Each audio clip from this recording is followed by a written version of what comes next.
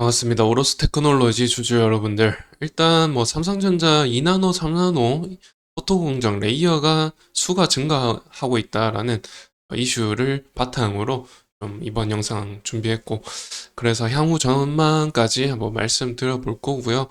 일단 오로스 테크놀로지 같은 경우 전공정 관련주이긴 하죠. 삼성전자의 2나노, 3나노 포토 공정 레이어가 증가한다면은 전공정 관련주로서 수혜를 입을 수 있다라는 부분 말씀드릴 수가 있습니다. 우선은 내용부터 보시게 되면 지금 삼성전자가 2나노 공정 레이어 수가 20개 중후반 수준이고 3나노 공정은 20개 수준이던 과거와 다르게 지금 30% 증가했다라고 하고요.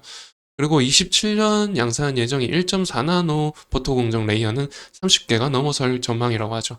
2018년부터 7나노 양산에 포토 공정을 도입하니 뒤에부터 5나노, 3나노 공정에 적용 레이어를 늘려왔다고 하죠. 레이어라는 거는 반도체를 생산하는데 필요한 포토 공정의 스텝을 뜻한다고 합니다. 이런 상황이다 보니 아무래도 TSMC도 이렇게 파운드리 쪽에 포토 공정 장비 약 65대까지 주문할 예정이라고 하죠. 여하튼 지금 포토 공정 관련해서 ASML 실적 연관이 되어 있다라고 보시면 되는데, ASML에 이런 장비, 포토 공정 장비를 도입을 하잖아요. 그런 점에서 ASML의 실적을 AI 반도체 시장의 척도로 보고 있는 상황이죠. 그런데 사실상 ASML의 실적을 보게 되면 이렇게 지금 분기 실적인데요. 23년에 비해서 뭐 실적이 오히려 줄어들었지 늘지를 않고 있죠. 이런 부분이 아무래도 시장에서 사실상 AI 반도체 시장이 거품이 아닌가 이렇게 지금 받아들이고 있는 이유가 바로 이런 이유 때문입니다. 그래서 이번 주에 그 빅테크 실적 발표가 많죠. 보시다시피 이번 주에만 지금 주요한 기업 중에 AMD 실적 발표 오늘이고요. 그리고 메타, 암, 램리서치, 이런 이제 글로벌적인 기업, 애플, 인텔 이런 기업들이 실적 발표를 앞두고 있습니다. 그런데 정말 잘 나와야 되는데 잘 나오지 못한다면 계속해서 하락세를 맞이할 가능성이 있지 않나 생각이 드는데요.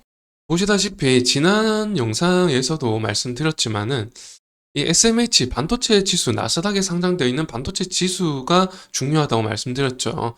전날짜에 제가 어제 좀 중요하다 말씀드렸는데 갭상승 시작해가지고 이 채널을 뚫고 상승하더니 다시 반납해가지고 이렇게 음봉으로 마감을 했는데, 위치가 정말 좋지 않은 게 그 전날짜에 그 음봉을 잡아먹는 장악형 음봉 캔들이 나와가지고 하락 전환하는 움직임, 저항 맞고 하락 전환하는 움직임이 나와가지고 다소 걱정입니다. 이런 상황 속에서 그 빅테크들 실적이 잘 나와야 될 텐데, 아까 보셨다시피 ASML 실적도 형편없이 나왔고요. 그래서 걱정입니다. 굉장히 또 좋지 않게 2분기 실적이 나올 것 같아서. 아무래도 근데 사실상 그 HBM 때문에 AI 반도체 시장 수요가 인식되기 시작했죠. 그 부분 관련해서 데이터 센터향으로 HBM3E가 납품되면서 이제 좀 초미세 공정이 확 늘어날 텐데, SK 하이닉스만 보시더라도 3분기에 캐파를 기존의 레거시 제품에서 HBM3E용으로 DDR5용으로 이제 전부 전격 전환한단 말이죠.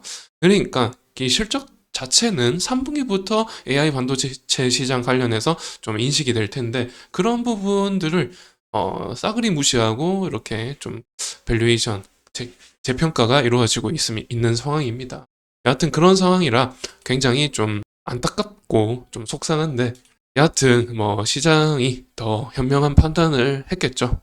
그런 상황 속에서 이 삼성전자가 2나노, 3나노 공정의 어떤 파운드리 증가, 공정 증가세도 있고, 또 평택 4공장, 5공장도 6월에 공사 재개를 한다고 하죠.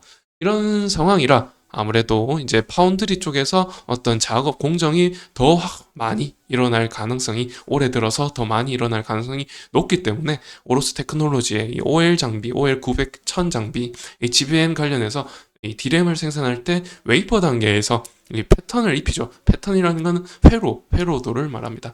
회로를 입히는데, 웨이퍼에 회로 입힐 때 그 겹겹이 쌓잖아요. 겹겹이 쌓아가는데 그 패턴의 정렬도를 계측하는 장비를 만들어내고 있죠. 그래서 전공정 장비 관련입니다. 그래서 수혜를 입을 수 있다라는 말씀을 드린 거죠. 이런 공장 캐파 증설에 따라서 장비주들은 수혜를 입을 수 있습니다. 그리고 27년도까지 또 삼성전자, 하이닉스 그리고 정부에서 지원해서 총 770조 원입니다. 총 770조 원 투입해가지고 용인시 반도체 클러스터 이 인프라를 조성하고 있기 때문에 여기에 따른 또 수혜도 있을 가능성이 매우 커서 그래서 이 반도체 업황 자체는 4년마다 사이클을 가지는데 23년 저점을 찍고 이제 24년 회복 그리고 25년도에 호황, 26년도에 침체 이렇게 보통은 생길 텐데 지금 27년도에 준공 완료가 예상되기 때문에 그런 부분들이 미리 뭐 선반영이 되겠지만은 여하튼 간에 일단 뭐 반도체 업황 자체는 계속해서 좀 이어지지 않을까 생각은 좀 하고 있습니다. 이런 인프라 조성하는 이유가 애초에 AI 반도체 관련해서 약간 중국과 이런 북한 이런 쪽으로 지금 견제하기 위해서 정부 차원에서 지원하고 있는 것이고 안보와 또 직결이 되기 때문에 그렇게 하는 것이기 때문에 여하튼 간에 이 AI 반도체 시장은 식지 않지 않을까 좀처럼 식지 않지 않을까라고 생각이 드는데요. 여하튼 어떻게 될지 뭐 시장은 확실히 알 수는 없는 노릇이고 또한 오로스 테크놀로지의 이제 관건은 실적 2분기 실적이 좀 관건이 되겠는데 아직 나오지 않았죠. 나오지 않았고 그러면은 단일 공급 계약 체결 이런 거는 지난 영상에서 말씀드렸죠. 이게 삼성전자 향이었죠. 삼성전자 향으로 계약 체결도 있었고 여하튼 간에 지금 실적 부분이 2분기 실적 부분이 좀 개선이 되어야지 반등 시그널이 될 텐데 지금 어제 그 저점을 깨고 이제 하향 돌파했죠. 여하튼 좋지 않은 흐름으로 가고 있는 게 글로벌적인 그 가격 조정이 좀 또렷하게 나타나고 있어서 오늘 반도체 장 자체가 별로 좋지 않습니다. 그저께인가 어저께 상장되었던 신일전기 말고 다른 전자제품 품목 쪽은 다 마이너스 기록하고 있거든요. 그래서 별로 장 자체가 좋지 않아서 어떤 그 매크로적인 부분의 하방 압력 이런 게 가해지고 있어서 이렇게 되고 있는 것 같고요. 여하튼 매출 부분이 사실 다른 장비사들 후공정 관련된 장비사들에 비해서 매출도 별로 나오지 않던 업체라서 HBM 쪽으로 매출 인식이 아직 되고 있지 않다 보니 매출액 자체가 좀 낮은 상황입니다.